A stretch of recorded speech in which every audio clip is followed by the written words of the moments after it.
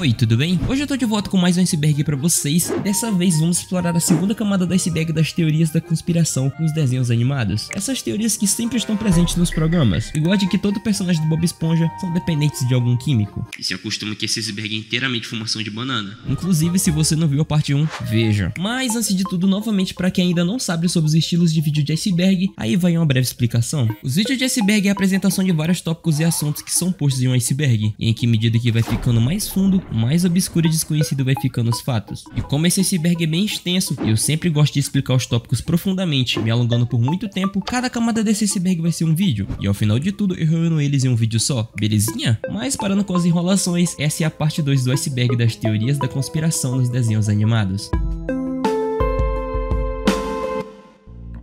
Ponta do iceberg. A CN City é canônica. A era CN City, frequentemente chamada apenas de Era City, foi a quarta fase do Cartoon Network, e ela começou em 14 de junho de 2004, substituindo a era anterior chamada de Powerhouse, e foi a principal identidade visual do canal até 2 de abril de 2006, quando começou a era Yes. E o primeiro programa a ser exibido na era CN City foi As Meninas Superpoderosas, e a era recebeu esse nome por causa dos seus famosos bumpers, que se passavam em uma cidade criada em CGI e mostravam personagens do Cartoon Network interagindo um com os outros, e esses bumpers foram produzidos pelo estúdio de animação australiano Animal Logic, e a era CN City era conhecida por trazer uma nova logo, além de que surgiram mais séries originais do Cartoon Network, que começaram a substituir tanto os desenhos clássicos quanto a maioria dos cartoons. Por exemplo, nessa era começou a ser exibidos desenhos como a Mansão Foster para os Amigos Imaginários, Hi Hi Puff Ami Ami, A Vida e as Aventuras de Juniper Lee, Acampamento Laszlo, Meu Amigo da Escola é um Macaco, Ben 10, enfim, era muito desenho bom. E essa com certeza foi uma das melhores eras. Mas acontece que existem pessoas que teorizam que a cidade em que se passam os eventos da CN City é real. E aqui tá o mapa confirmando isso.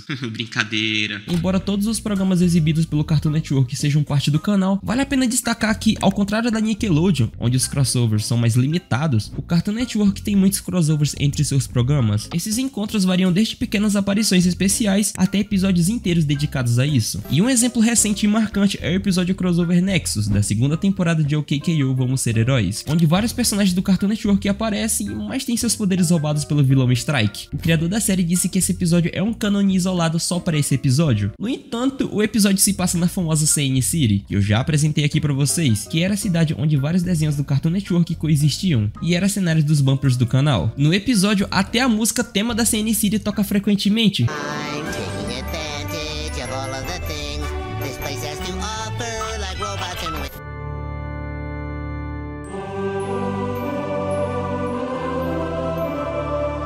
Reforçando ainda mais a conexão, fora a icônica música do Cartoon Cartoons, que toca na hora que o Ben vai dar aquele soco e se transforma em vários personagens do Cartoon.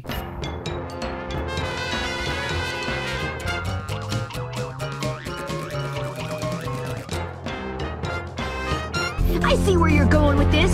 It's hero time. You just need a power fist.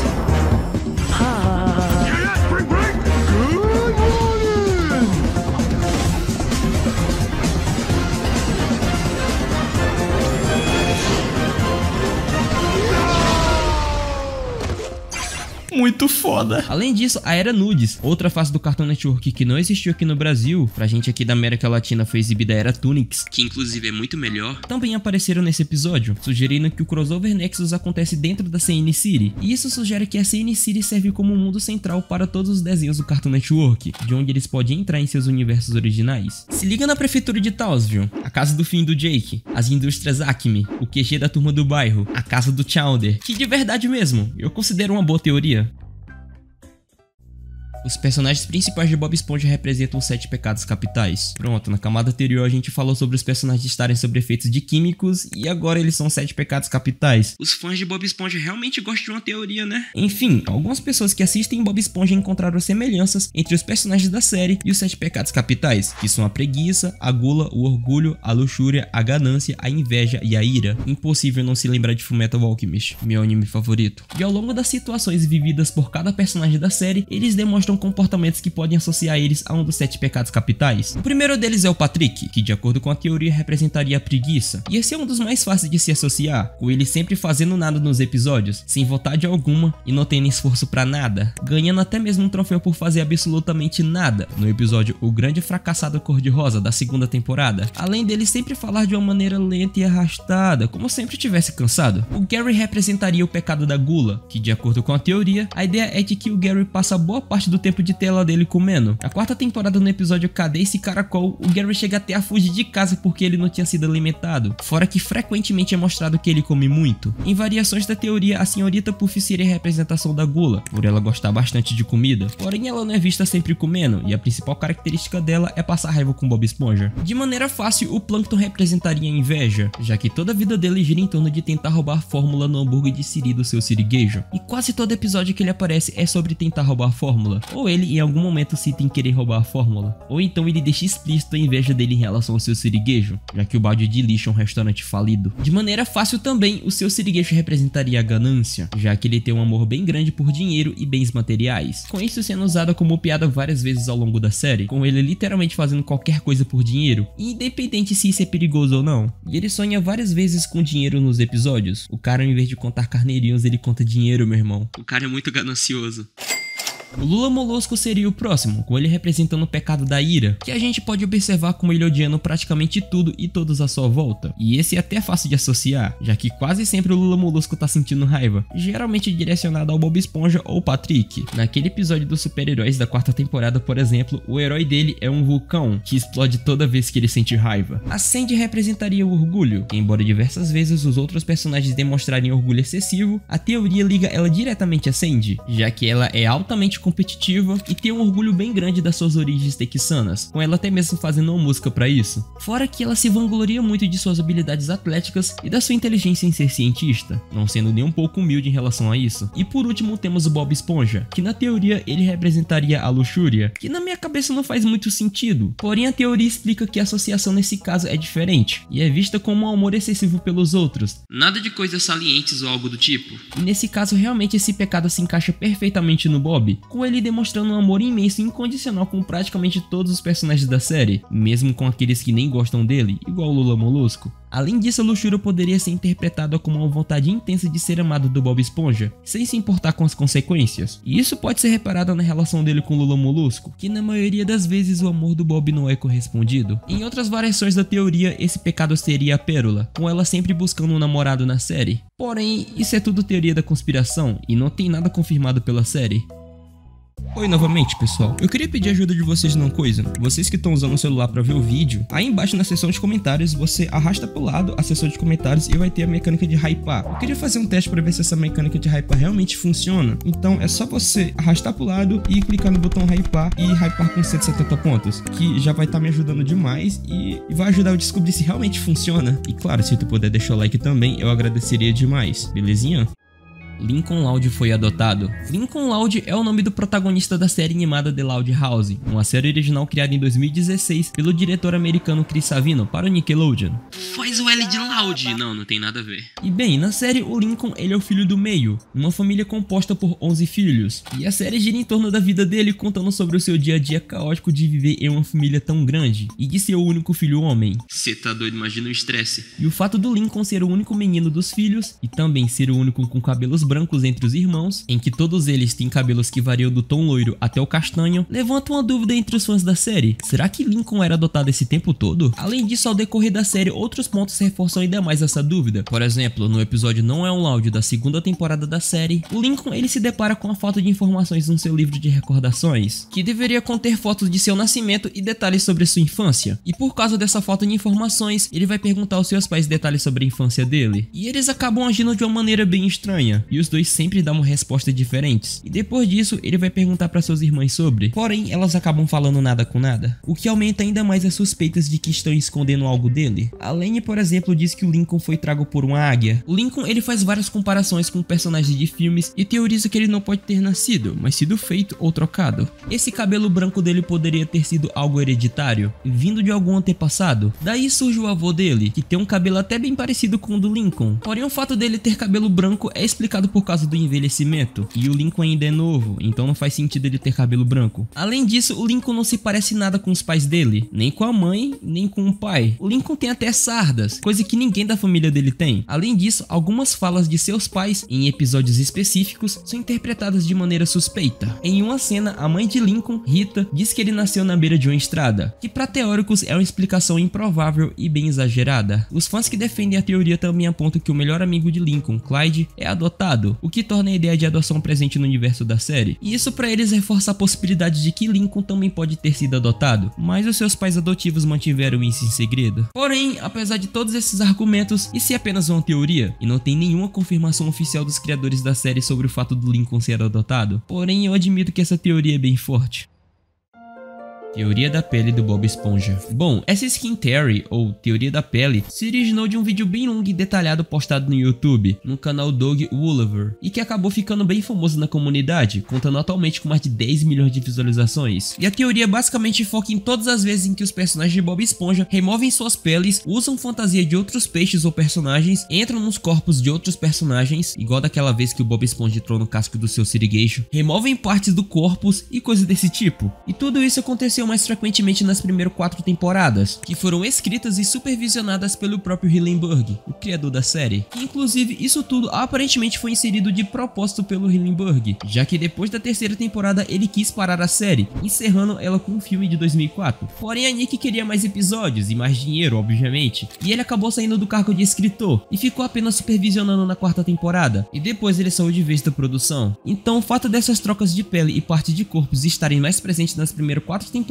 é coisa do criador. Inclusive depois que ele saiu, o Bob Esponja decaiu demais. Hoje em dia esse Bob Esponja que é exibido são apenas sobras de um desenho que um dia já foi bom. Na minha humilde opinião, é claro. Enfim, o autor da teoria apresenta 3 explicações sobre o porquê existe tantas coisas relacionadas à pele e corpo na série do Bob Esponja. A primeira é o aspecto ritual. Essa teoria compara o uso de máscaras por nós humanos com o que os personagens de Bob Esponja fazem, sugerindo que eles usem essas fantasias para representar deuses e espíritos, além de afastar demônios. Portanto, os personagens poderiam estar usando essas fantasias para se livrar do holandês voador, que é a figura mais próxima de uma entidade sobrenatural na fenda do biquíni. A segunda teoria é o elemento da psicose em massa. Essa ideia fala sobre como um grupo de pessoas pode enlouquecer ao mesmo tempo, sem uma explicação clara. Inclusive já teve casos desses que aconteceram na vida real. Em 1518, em Strasbourg, na França, por exemplo, aconteceu a dança de São Vito, conhecido também como a praga da dança, em que uma mulher começou a dançar em público e logo depois várias pessoas estavam dançando junto com ela, e eles ficaram nessa por semanas, e o pior é que não tinha música nenhuma. E muitas pessoas apresentaram exaustão extrema, desidratação e até mesmo morreram devido a isso. E na época pensaram em ser um tipo de maldição ou algo do tipo. Enfim, isso explicaria a teoria da pele de Bob Esponja, sugerindo que todos os personagens da série enlouqueceram juntos, e por isso fazem essa prática. E por fim, temos a hipótese dos humanos fantasiados, que diz que os personagens de Bob Esponja não são realmente criaturas marinhas, mas sim humanos disfarçados. Isso significaria que a fenda do biquíni não existe de verdade, e tudo aquilo não se passa apenas de um show, e isso explicaria muitas situações absurdas no programa, que seriam difíceis de justificar, igual os personagens usando fogo debaixo d'água, ou bebendo água, e eu acredito que isso é apenas um estilo de piada que o criador da série gostava de fazer, porém as teorias faziam até sentido, mas vale a pena lembrar que são apenas teorias.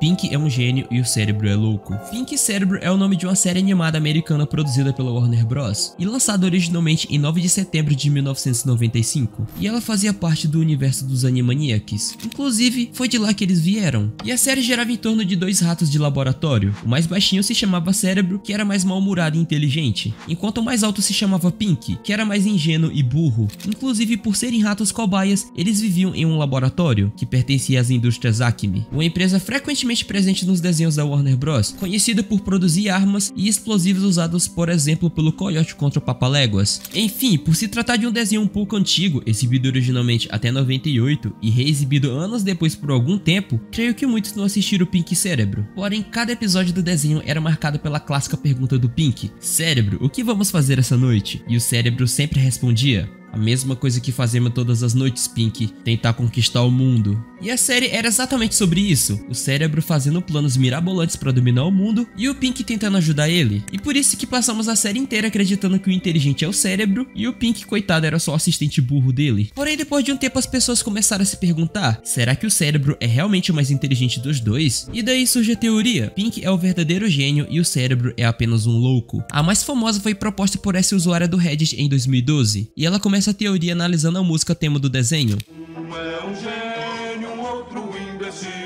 Um é gênio e o outro é imbecil, sem especificar qual dos dois é o gênio. Claro que o óbvio era pensar que o cérebro é o gênio, porém a teoria sugere que ele é inteligente, mas não o suficiente para dominar o mundo, o que explicaria por que seus planos sempre falhavam. E as suas ideias de dominação mundial são frequentemente absurdas, como no episódio Brain Song da segunda temporada, onde ele tenta criar o filme mais emocional do mundo, para manipular as pessoas e dominar o mundo, mas o plano dele acaba falhando e ele acaba se tornando uma piada. Por outro lado, o Pink teve mais sucessos. No episódio Pink Explain da terceira temporada, o Pink consegue as chaves de todos os países do mundo, como presente de aniversário pro cérebro. E apesar de dominar o mundo com sucesso, ele entrega as chaves ao cérebro, que estraga tudo ao ser mal educado. E isso demonstraria pra gente que o Pink poderia superar o cérebro a qualquer momento, mas prefere não fazer isso. No episódio Project Brain da quarta temporada, é revelado que os dois passaram pelos mesmos experimentos de aprimoramento mental que tornaram tanto o cérebro quanto o Pink mais inteligentes. Além disso, o Pink, apesar de não falar antes, também começa a falar após os experimentos, o que indica que ele é mais inteligente do que a média dos ratos. Ele apenas expressa essa inteligência de forma diferente e mais divertida, e não fazendo planos malucos para dominar o mundo. A teoria sugere ainda que no episódio Lego My Ego, da terceira temporada, o cérebro revela que seu verdadeiro desejo não é dominar o mundo, mas sim voltar para casa, que é uma lata com a imagem do mundo. E isso implicaria que sua busca por dominação mundial nunca foi um objetivo real, foi apenas uma espécie de fachada. Por outro lado, a teoria sugere que Pink pode estar agindo de forma ingênua ou menos inteligente porque ele quer, para se divertir e aproveitar a vida de uma maneira mais leve. E assim, o Pink poderia saber que é inteligente, mas decide não usar essa inteligência para se envolver em planos complicados ou sérios. Ele prefere ter uma vida mais leve e divertida. E essa teoria tenta trazer a perspectiva de que o fato do cérebro sempre querer dominar o mundo não reflete o verdadeiro poder dele, mas sim suas inseguranças e desejos. Pô, cara, no momento que eu tô gravando esse vídeo eu tô gripada, minha voz tá uma merda, eu tô fanho e tá difícil.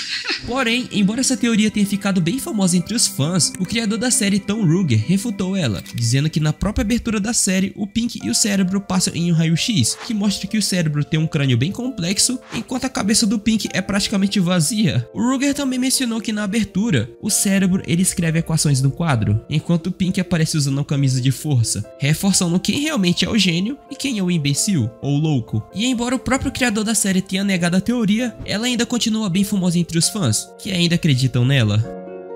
Aladdin se passa em um mundo pós-apocalíptico. Bom, aparentemente essa é uma teoria muito popular entre os fãs da Disney, e ela propõe que o mundo de Aladdin não se passa em um passado antigo, como muitos igual eu imaginava, por ele ter uma estética voltada para o Oriente Médio antigo, mas sim em um futuro distante, em um cenário pós-apocalíptico. E a ideia se baseia nas várias referências fora de época feitas pelo gênio, especialmente suas imitações de celebridades do século 20, e sua fala depois de sair da lâmpada, dizendo que 10 mil anos lhe darão um torcicolo. Mas enfim, o ponto central da teoria é que o gênio, por estar preso por tanto tempo, não deveria ter conhecimento das moedas e referência do século 20, a menos que estivesse vivendo em um futuro onde a cultura do passado, no caso do século 20, fosse reconhecida. Além disso, o fato do gênio mencionar que o estilo do Aladdin é muito século 3, sugere que ele tem uma noção de diferentes eras, o que reforça a ideia de que Aladdin se passa milhares de anos no futuro, no mínimo no ano 10.300, e por fazer referências a pessoas famosas do século 20, assim como Arnold Schwarzenegger ou Jack Nicholson, isso colocaria a data de Aladdin ainda mais pra frente, o que significaria que ele se passa em algum momento após o ano 11.970. E a teoria também tenta explicar os elementos mágicos da história como restos de uma civilização tecnologicamente avançada, que foi destruída por uma guerra nuclear. Por exemplo, o tapete voador, que é muito usado no desenho, não é apenas um tapete mágico, ele é um resquício da tecnologia de pairar no ar, que foi escondido na Caverna das Maravilhas, provavelmente para manter ele seguro das próximas guerras nucleares, que transformou o mundo em em um grande deserto vazio. Da mesma forma, o papagaio Iago não é apenas mais um animal que fala da Disney. Ele seria o resultado de uma sociedade tão obcecada com seus animais de estimação que eles desenvolveram a tecnologia para entender cada pensamento de seus animais. Outra alternativa seria uma mutação causada por radiação nuclear, por causa da provável guerra. Agrabah, que é o local onde se passa Aladdin, nem é um lugar real na história do Oriente Médio. Em vez disso, se acredita que esse nome seja uma mistura de nomes como Egito, Arábia e Afeganistão, usados de forma geral, já que países não são tão importantes em uma realidade alternativa pós-apocalíptica. Os defensores da teoria, além de usar o filme como base, eles também usaram o jogo de Aladdin, que foi lançado originalmente em 92 para várias plataformas, em que no jogo é possível encontrar ossos teoricamente dos mortos da guerra nuclear e placas de trânsito enterradas do século 20, e até mesmo bombas nucleares que não foram detonadas na guerra. E outro ponto interessante é que na Caverna das Maravilhas tem um monolito bem grande do Nintendo Wii, que embora não faça muito sentido, ajuda a reforçar que Aladdin não se passa no passado, e sim no futuro. Porém, o próprio autor da teoria não acredita nela. Ele diz que o gênio tem uma maneira diferente de perceber o tempo, e que suas menções ao passado e ao futuro são apenas uma parte da sua personalidade maluca. Além disso, ele sugere duas teorias mais simples. Uma que o filme realmente acontece no passado, porque a Bela leu um livro sobre Aladdin em A Bela e a Fera, e outra é que a história de Aladdin foi criada pelo mercador no começo do filme para vender uma lâmpada velha. Danny Phantom é o Timmy Turner. Bom, essa é uma teoria bem famosa entre quem assiste os Padrinhos Mágicos e apresenta uma possível conexão entre o universo dos Padrinhos Mágicos e Danny Phantom. Além dos dois desenhos passarem na Nickelodeon, eles foram criados pela mesma pessoa, o animador americano Butch Hartman. E até por isso os dois desenhos tinham estética e traços bem parecidos. Bom, segundo a teoria, Timmy Turner, o protagonista de Padrinhos Mágicos, teria feito um desejo para se tornar Danny Phantom, e a teoria começa desmentindo a noção de que as crianças perdem seus Padrinhos Mágicos ao completar 13 anos. Na verdade, em um episódio filme de Padrinhos Mágicos chamado Channel Chasers, fica explícito que as crianças perdem seus Padrinhos Mágicos quando se tornam adultos, e deixam de acreditar em magia, algo que acontece mais perto dos 18 anos de idade. Quando a gente começa a perceber que a vida é uma merda, que não tem magia nenhuma e que tudo se resume a pagar boleto... Enfim, seguindo essa ideia, a teoria sugere que, em algum momento, Timmy Turner, agora ciente que perderia seus Padrinhos Mágicos ao crescer, faz um desejo a um gênio, e não ao Cosmo e a Wanda, para se tornar alguém que pudesse lidar melhor com os desafios da vida, sem a pressão de seus amigos e familiares. E esse desejo teria transformado Timmy Turner em Danny Phantom, e as pessoas em sua vida também foram transformadas. O AJ e a Tot se tornaram Tucker e Sam, o Chester virou o Dash, e a Trixie virou a Paulina. E tem outra alternativa que fala que o verdadeiro desejo de Timmy foi se esconder tão bem que nem Jordan, o poderoso guardião das regras do mundo das fadas, pudesse encontrá-lo. Aí daí ele teria se tornado Danny Phantom e todo o universo dele foi criado. Enfim, além disso, a teoria propõe que o mundo dos Padrinhos Mágicos foi invadido por fantasmas, que fortalecidos pela energia ectoplasmática, conseguiram dominar o lugar. E daí os Padrinhos Mágicos teriam sido transformados em fantasmas e se refugiado na Zona Fantasma, uma dimensão separada do mundo real. E a teoria também explica que elementos dos Padrinhos Mágicos estão conectados ao conceito de ectoplasma e a maneira como os fantasmas funcionam em Danny Phantom. E isso inclui a ideia de que os Padrinhos Mágicos, ao serem aposentados entre aspas, ou esquecidos pelas crianças que crescem, não morrem de verdade, mas passam para outra forma de existência, como fantasmas. E no final a teoria sugere que o próprio Timmy Turner vive em uma dimensão paralela, o que explicaria por que os eventos de Padrinhos Mágicos são tão diferentes e caóticos, sem grandes consequências ao longo prazo. Tudo é mandado para outra realidade paralela, que na minha visão é semelhante ao que acontece com o MCU, quando alguém viaja no tempo, em que linhas de realidades paralelas são criadas. E isso também explicaria o crossover entre Jimmy Neutron e Padrinhos Mágicos, o Jimmy Timmy Power Hour, como uma forma de unir diferentes realidades e universos da Nickelodeon. E seguindo essa linha, o desenho de Danny Phantom só existe graças ao pedido do Timmy Turner. Porém, como quase toda teoria de desenhos, essa teoria foi negada pelo próprio Butch Hartman, o criador de Padrinhos Mágicos, em um vídeo postado por ele mesmo no YouTube há 6 anos atrás, em que ele nega a teoria. Porém, ele menciona o porquê das pessoas acreditarem nessa teoria. Ele menciona a semelhança entre os dois desenhos, como personagens e elementos do enredo, que podem parecer semelhantes, como o mundo das fadas dos Padrinhos Mágicos e a Zona Fantasma de Danny Phantom. Além disso, ele brinca sobre a possibilidade de Timmy Turner ter criado o universo de Danny Phantom, ao desejar se esconder tão bem que nem Jordan e Von Estranho pudesse encontrar ele. Então não é real, e sim apenas uma teoria. Scooby-Doo está ambientado em uma depressão econômica. Scooby-Doo todo mundo conhece e eu nem preciso explicar sobre ele, né? Enfim, essa é apenas mais uma das diversas teorias sobre Scooby-Doo. A teoria sugere que o desenho animado original de Scooby-Doo se passa durante um período de depressão econômica, o que explicaria o porquê todos os lugares que os personagens visitam são altamente degradados. E essa depressão econômica foi tão severa que afetou até mesmo as pessoas famosas, como celebridades, professores e atletas, assim como especialistas em área de robótica e efeitos especiais. E devido a essas dificuldades, muitos indivíduos que normalmente teriam carreiras respeitáveis se dedicaram à vida do crime para ganhar a vida, frequentemente se disfarçando de monstros para escapar da culpa. Além disso, essa teoria sugere que os personagens adolescentes nunca são vistos na escola, pois todas as escolas teriam fechado devido à crise. E o fato de que o grupo está sempre viajando em sua van, sem um destino claro, sugere que eles podem estar sem teto e vivendo dentro da máquina de mistério. E o fato do desenho do Scooby-Doo estrear originalmente em 1969 pode ajudar a explicar essa teoria. Bom, durante a década de 50 e 60, os Estados Unidos viviam uma era chamada de décadas de ouro, que foi um momento pós-guerra que os Estados Unidos prosperou bastante na economia, aumentando o padrão de vida dos americanos. Porém, na década de 70 o jogo virou e o país entrou em uma grande crise, com grandes inflações e alto índice de desemprego. E a crise do petróleo ajudou nessa crise, e muita gente passou por dificuldades, e talvez nesse contexto que Scooby-Doo foi inserido.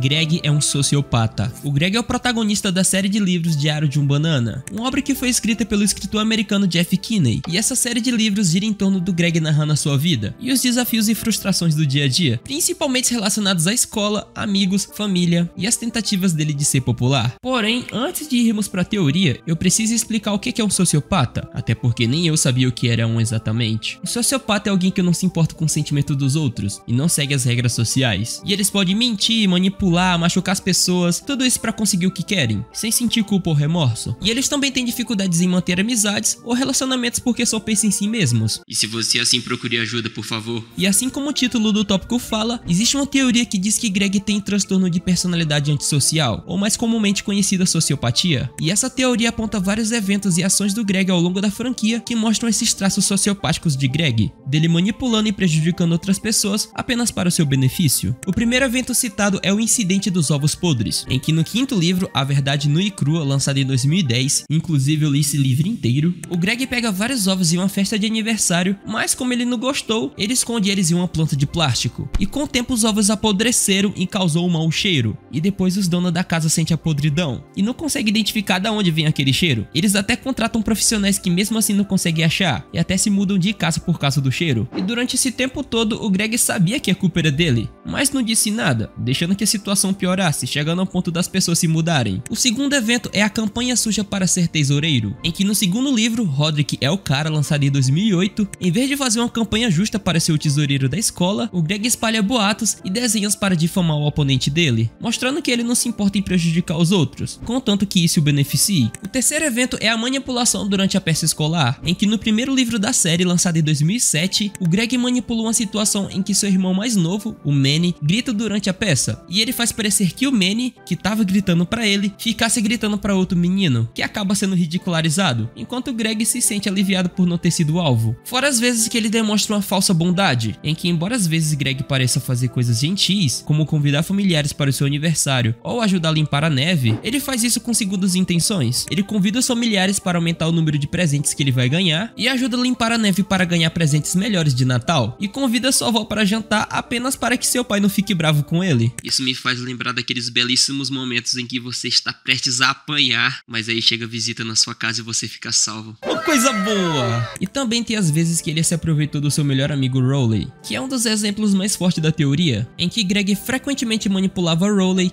e maltratava ele, como quando ele coloca peso debaixo de um travesseiro para que Rowley chutasse e machucasse o pé. E ele também deixa Rowley assumir a culpa por algo que ele mesmo fez, resultando em Rowley perdendo seu trabalho como patrulheiro da escola. E por último temos as vezes que ele demonstrava prazer em machucar os outros, em que a teoria aponta que Greg raramente dá risada ao longo da série, exceto nos momentos em que ele está prejudicando ou manipulando alguém, e isso sugere que ele sente prazer em causar sofrimento aos outros. E existem vários outros exemplos que ajudam a confirmar ainda mais essa teoria, que embora ela seja bem conhecida e vários fãs acreditem nela, o próprio Jeff Kinney nunca definiu Greg como um sociopata e negou essa teoria, em que em uma entrevista com algumas perguntas no Reddit, o Kinney ele negou essas interpretações, explicando que Greg é apenas um garoto bagunceiro, e ele afirmou que muitas das coisas que Greg faz nos livros são inspiradas em suas próprias experiências de infância e nas travessuras comuns que muitas crianças cometem.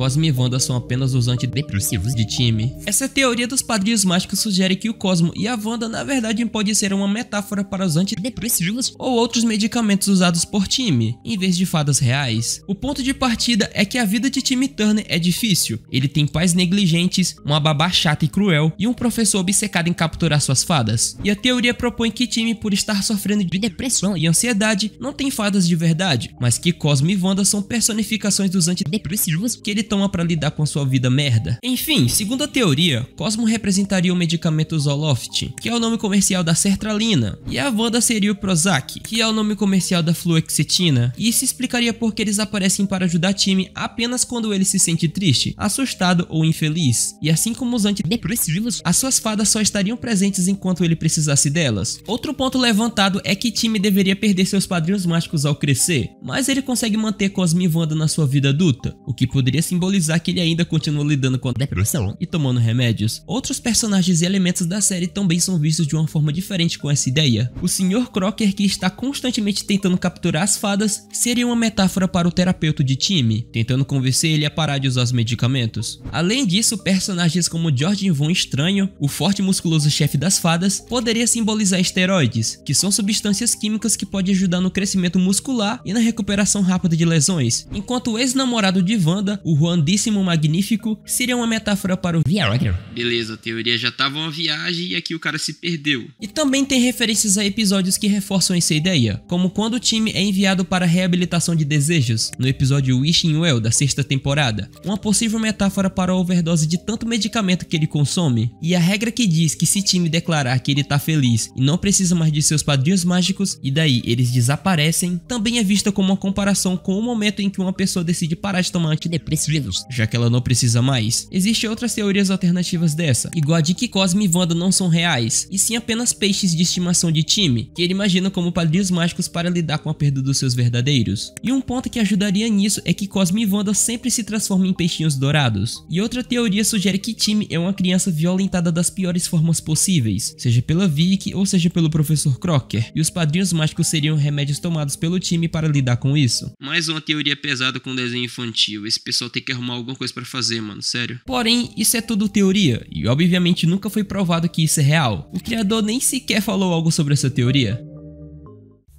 O narrador é o pai do Ash. As especulações sobre a verdade do pai do Ash é uma coisa que surgiu há muito tempo. Tem página na internet que discute isso desde 2006, onde pamonhas está o pai do Ash. E com certeza esse é um dos maiores mistérios da série, que infelizmente os fãs nunca vão saber até porque a série já acabou. Porém, algumas vezes na série, o bendito pai do Ash é citado. No primeiro episódio da série, lançado em 1997, a mãe de Ash, Adelia Ketchum, menciona que o pai de Ash também partiu em uma jornada para se tornar treinador Pokémon, sugerindo que ele estava em uma jornada similar a de Ash, porém não tem mais detalhes sobre ele. E em entrevista, o escritor principal das primeiras temporadas de Pokémon, o Takeshi Shudo, menciona que o pai de Ash era um treinador Pokémon em uma longa jornada, mas nunca foi revelado se ele tinha planos de explorar mais sobre esse personagem na série. E ele disse que o pai de Ash ainda está em sua jornada, sem dar mais detalhes. E embora não faça parte da canônia do anime, no mangá The Electric Tale of Pikachu, que se baseia na série, o pai de Ash também é brevemente mencionado como um treinador Pokémon em sua jornada, similar à menção do anime. Em Pokémon The Distant Blue Sky, um especial que foi lançado em 2023 como parte do 25º aniversário de Pokémon, alguns meses antes da série acabar. Enfim, nesse especial muita gente acreditou que o pai de Ash estaria presente no episódio e finalmente seria revelado. No episódio em si, o Ash retorna para Pallet para reencontrar os seus pais depois de muito tempo de jornada, e sua mãe chama ele para encontrar ela no centro Pokémon. Daí ela menciona que o pai de Ash está na cidade para encontrar ele também, e com isso muitos criaram expectativas sobre. Porém, chegando no centro Pokémon, no final do especial,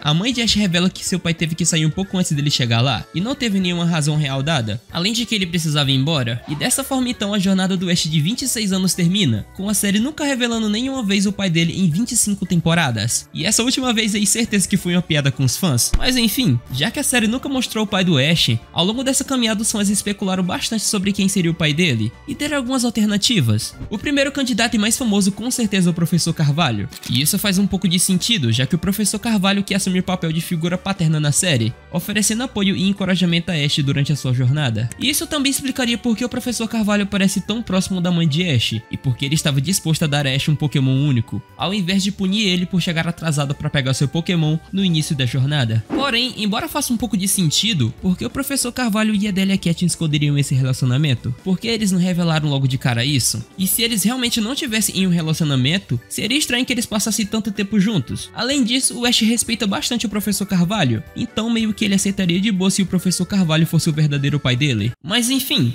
o outro candidato seria Bruno, o treinador do tipo lutador da Elite dos Quatros, que provavelmente foi baseado no episódio do Master the Unexpected da segunda temporada, em que nele a Delia Catting sabe o local secreto do treinamento de Bruno, o que leva os fãs a especularem que ela o conhece pessoalmente. Porém, como o Bruno é famoso, a Delia poderia ter ouvido apenas boatos sobre ele. Além disso, o episódio mostra que Bruno é uma fraude, o que tornaria estranho a Delia enviar o Ash para treinar sem aviso sobre sua verdadeira reputação. Outro candidato seria Silver, de Pokémon Chronicles, que seria tipo um spin-off da série de Pokémon lançada em 2002. Alguns fãs dizem que Silver parece reconhecer o nome de Ash quando o Hit menciona ele, mesmo sem nunca terem se encontrado. Além disso, o Silver e o Ash compartilham algumas semelhanças. Ambos viram um pássaro lendário no início das suas jornadas, o Ash viu o Hu-Hu e o Silver viu o Moltres, e ambos são lendários, são de fogo, são pássaro, então meio que tem a semelhança. E ambos eles têm um Pokémon que vivem fora da Pokébola, além de um dragão voador, embora o Charizard não seja propriamente um Pokémon dragão, apenas quando ele Mega Evolui X. Mas enfim, essa teoria não tem muitas provas e por isso não parece ser verdade. O outro candidato seria Red, o protagonista dos jogos clássicos de Pokémon, e o principal argumento dessa teoria é por causa da fala da mãe de Ash, que diz que o pai dele saiu em uma jornada Pokémon há um tempo atrás. E o Red também é de Pallet, cidade natal de Ash, porém não temos nenhuma outra evidência. E pra não dizer que faltou citar ele, Alguns citam que o verdadeiro pai de Ash é o Mr. Mime, e isso porque o Mr. Mime é o Pokémon que ajuda a mãe de Ash na sua casa, e quase sempre acompanha ela. Porém nem faz sentido, já que a mãe do Ash conheceu o Mr. Mime com o Ash já velho. Isso só existe porque tem gente maldosa e porque o Mr. Mime é um Pokémon humanoide. E se ele realmente fosse o pai do Ash, isso abriria um espaço para uma discussão um pouco sombria sobre humanos se relacionando com Pokémons, que contando com os vazamentos da Terra Leak de Pokémon deixa esse tema bem mais obscuro, não é mesmo, Typhlosion?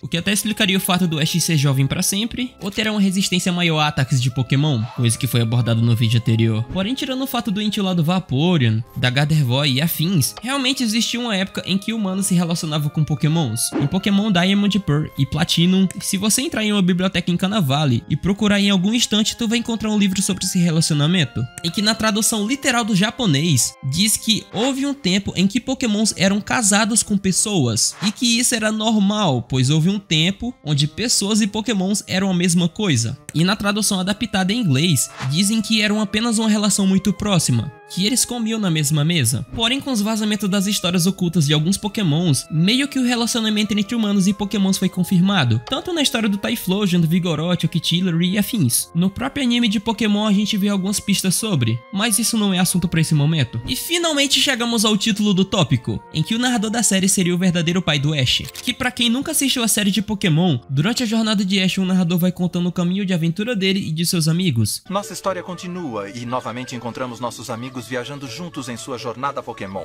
em perfeita harmonia. E segundo essa teoria, esse narrador seria o pai de Ash, que estaria recontando todas as aventuras e peripécias de seu filho com orgulho, como um ex-treinador. E como ele é pai de Ash, ele ainda vê Ash como aquele jovem garoto de Pallet, mesmo que todos os outros tenham envelhecido ao longo dos anos. E isso também explicaria o porquê do Ash nunca envelhecer, pois seria uma história contada pela perspectiva de seu pai. Porém a série acabou, o pai dele nunca apareceu, e aparentemente ele foi comprar cigarro, e nunca vamos saber quem ele é. Caillou tem câncer terminal. Caillou é uma série de animação canadense voltada para o público infantil, baseada em uma série de livros, escritos por Christine Leroux, lançados em 94. O desenho do Caillou estreou em 97, e contava a vida de um garoto chamado Caillou, que igual a maioria das crianças é curioso e sempre estava explorando o mundo à sua volta, aprendendo sobre a vida, família e amizade. Aqui no Brasil ele é bem conhecido, eu lembro de assistir ele no canal da Cultura quando eu era criança, mas enfim, existe uma teoria que diz que Caillou esse tempo todo na série tinha um câncer terminal, E essa é uma teoria muito conhecida por quem acompanha os desenhos animados em geral, em que ao longo da série de Caillou, alguns fãs notaram que mesmo com Caillou crescendo, ele continuava careca. Agora pronto, o cara não pode nem raspar a cabeça mais. E a partir daí, alguns fãs teorizaram que ele tinha um câncer, e ele estava careca por causa do tratamento da quimioterapia. Falando de uma forma mais aprofundada, a teoria propõe que desde muito novo o Caillou foi diagnosticado com câncer terminal, e daí ele começou o tratamento de quimioterapia que deixava ele careca. Os pais de Caillou, cientes que ele tinha pouco tempo de vida, permitiam que ele fizesse o que quiser, ignorando comportamentos birrentos, por exemplo. E isso é interpretado como uma tentativa de proporcionar ao Caillou uma vida plena e feliz nos seus últimos dias. E a teoria afirma que Caillou eventualmente faleceu na série, e portanto, representa as memórias e experiências que os bichos de pelúcia que amavam Caillou têm dele, e eles não conseguem entender a morte, e em sua mente mantém Caillou vivo através de suas lembranças. E até por isso todos os episódios tinham aquelas nuvens na borda, como se fosse um sonho, porque na verdade são lembranças. Porém, ao longo de suas 8 temporadas e 24 anos no ar, contando com as reprises, isso nunca foi provado. E até a Chouette, a editora que produziu os livros de Caillou, veio a público e respondeu a pergunta, dizendo que Caillou foi desenhada pela primeira vez como um bebê, porém colocar cabelo nele à medida que ele fosse crescendo poderia descaracterizar o personagem e ele perderia sua essência, e por isso os artistas nunca colocaram cabelo nele, para que sua identidade e características fossem preservadas. E eles complementam dizendo que Caillou foi popularizado sem nenhum único fio de cabelo na cabeça. Maldita mania das pessoas de colocar assunto sério em desenho infantil.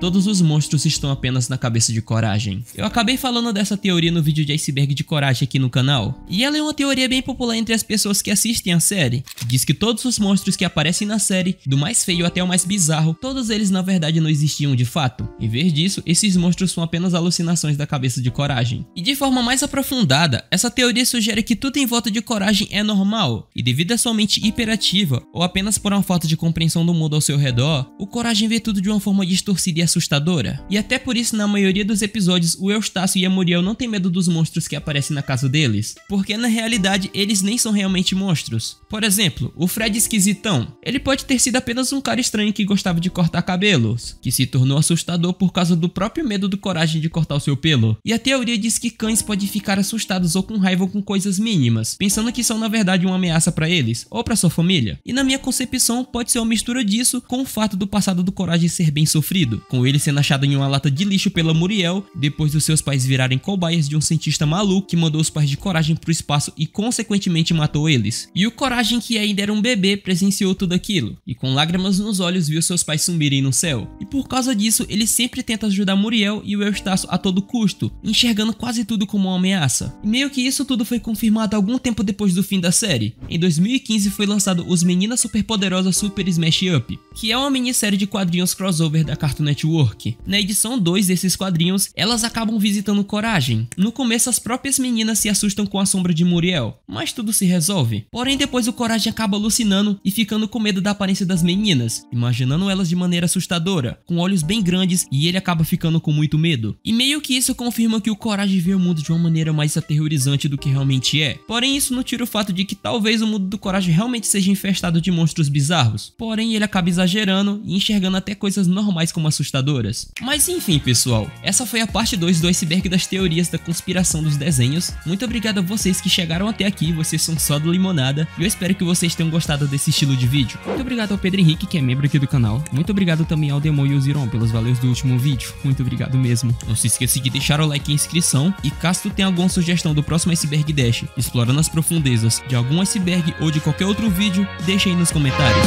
Muito obrigado mais uma vez, e bye bye. Acha que eu tô mentindo, chega mais e dá um look. Sai da internet, já morreu o Facebook. Vai viver tua vida, aperfeiçoar teu truque. O tempo só acelera, o freio tá quebrado. Nada te espera, a não ser um resultado. A média te exclui, o gabarito tá errado. Foca no sucesso pra tu ter algum resultado. O sucesso tá depois da subida, não tá no meio. Aproveita a caminhada e não foca no recheio. Se tu acelerar demais, não vai aproveitar o passeio. O Sonic que corre rápido, mas sem voo é o teio. Foca na visão, segura o teu anseio. Lembra que a estrada vai tá cheia de bloqueios. A vida é uma competição, então mantém o pé no chão. Se tu quer o troféu, então tem que vencer o torneio.